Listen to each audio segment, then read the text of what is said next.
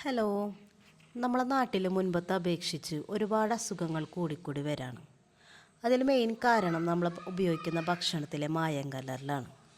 അതിലേറ്റവും കൂടുതൽ നമ്മൾ ഉപയോഗിക്കുന്ന മസാലപ്പൊടികൾ, അതായത് മല്ലി, മഞ്ഞൾ, മുളക് പൊടി, ചിക്കൻ മസാല, അതുപോലെ തന്നെ വെളിച്ചെണ്ണ, അങ്ങനെ.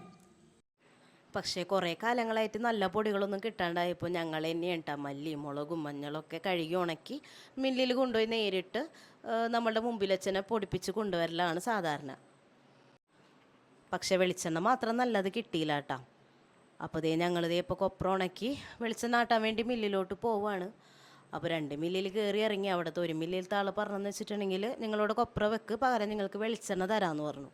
അപ്പോൾ നമ്മൾ വേണ്ടാന്ന് പറഞ്ഞു. അങ്ങനെ അവിടെ നിന്ന് പോന്നു. അങ്ങനെ അടുത്ത മില്ലിൽ കയറിയപ്പോൾ അവർ പറഞ്ഞത് നിങ്ങളിവിടെ കൊപ്ര വെക്ക്, കുറച്ച് കഴിയുമ്പോൾ ആട്ടിത്തരാമെന്ന് പറഞ്ഞു. അപ്പോൾ അവിടെ ചക്ക് കിടന്ന് കറങ്ങുന്നല്ലാതെ നമുക്കിപ്പോൾ പൊടികളൊക്കെ പൊടിച്ച് കിട്ടുന്നത് പോലെ ലൈവായിട്ട് നമുക്ക് കൊപ്ര വെളിച്ചെണ്ണാട്ടി കിട്ടുന്നില്ല. അപ്പോൾ ഞങ്ങൾക്ക് അവിടെ നിന്നപ്പോൾ ചെറിയൊരു പന്തികേട് ഇങ്ങനെ തോന്നി. അപ്പോൾ അതിനുള്ളൊരു പരിഹാരമായിട്ട് ഇനി ഓരോരോ മാർഗ്ഗമുള്ളൂ, നമ്മൾ വീട്ടിൽ ചെറിയൊരു മെഷീൻ വെച്ച് ആട്ടിയെടുക്കുക എന്നുള്ളത്. അപ്പോൾ നിങ്ങളും അതിനെക്കുറിച്ചൊന്ന് ചിന്തിച്ച് നോക്കട്ടോ.